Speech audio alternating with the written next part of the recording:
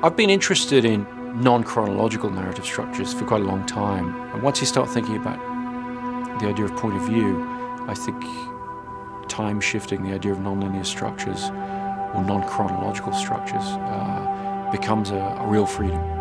And for me, it kind of found its ultimate expression in Memento, because that was as strong an alignment as I could find between a narrative structure and a point of view. Memento first came around when I was almost finished with Following, my first film. I'd done a fairly comprehensive cut on it, and then I'd moved from London out to Los Angeles, and I went by way of Chicago and met up with my younger brother.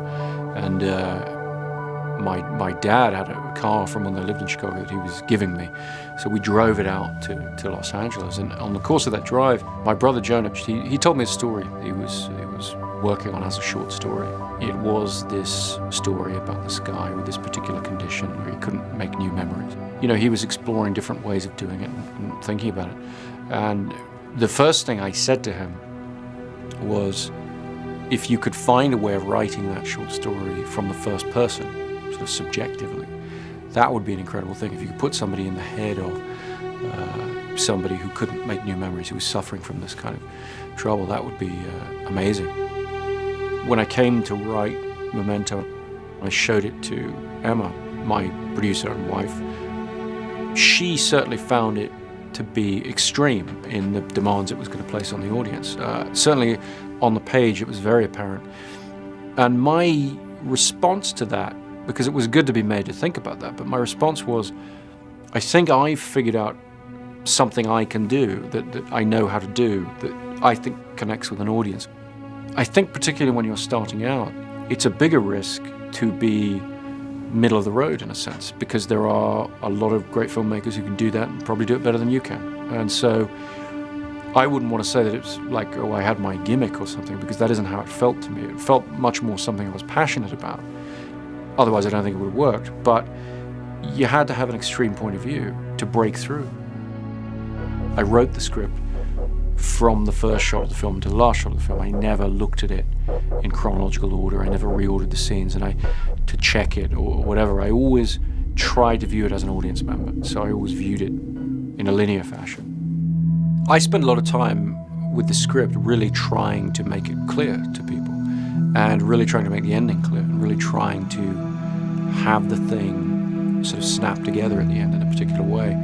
What I found was the device, the reverse chronology, the idea of jumping into his head was working. And what it meant was, by the end of the film, you did not know who to trust. But ambiguity in movies is a tough thing, because if it feels like it's put there because you don't have an answer as a filmmaker, I think people don't accept it and they see it as a mistake. I think with Memento, it was very important that I had a blueprint for an objective truth. I remember when we took the film to Venice, the first time we showed it to any audience, and so I'd never spoken about the film to people or anything. In the press conference afterwards, I happily explained how I intended, the ending to be taken. And my brother sort of pulled me aside and said, you can't do that, because your interpretation isn't any more valid than anyone else's. Those are the terms of the storytelling that you've put out there, because it's a subjectively told story, and Leonard can't know with total certainty. And that's sort of what the film is saying about the human condition in a way, is that we are at the mercy of our perceptions. That's kind of the whole point of it. So for you to go out there as the filmmaker and try and express this invalidates other people's interpretations is probably not right. And we argued about it a bit. But I think actually he was completely right, and it was an interesting thing that I hadn't really analyzed before. So I think that for me the key was always to get people to ask the right questions at the end, to have them understand that the ambiguity is purposeful and is part of the point of the storytelling. And then, as a viewer, then I'm okay with that kind of ambiguity. I've grown up in an era when films are watched more than once. I've always felt a responsibility to create something that isn't just coherent on a second viewing or logical on a second viewing, but that also might give you a slightly different experience. To me, doing it in a narrative sense and making something that had a number of levels on which we're trying to portray things and different ways to explore the narrative by watching the film again. That seemed one way to achieve what I saw as, and I still do, as a responsibility of the filmmaker who has years to create something that the audience only has 2 hours to receive. It would be absurd to not think of the filmmaker as being ahead of the audience. The filmmaker needs to be ahead of the audience. It needs to be creating something broader and deeper than they can take in on the first viewing.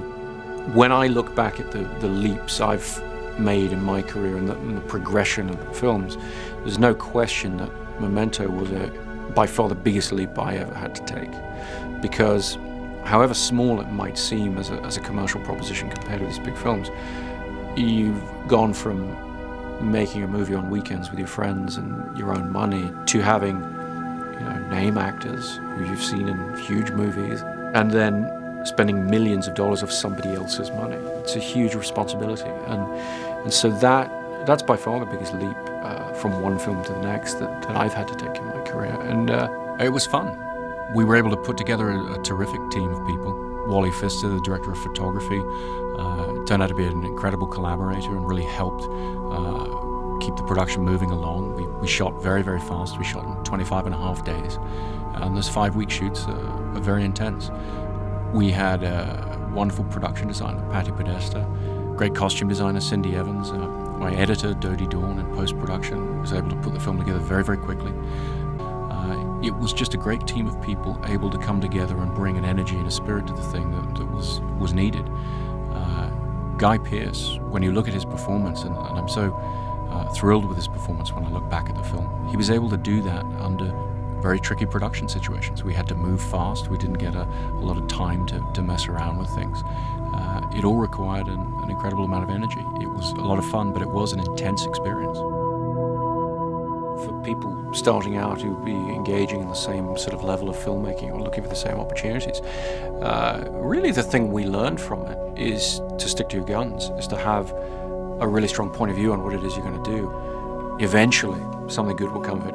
Just make sure that you pursue what you see as the truth of that.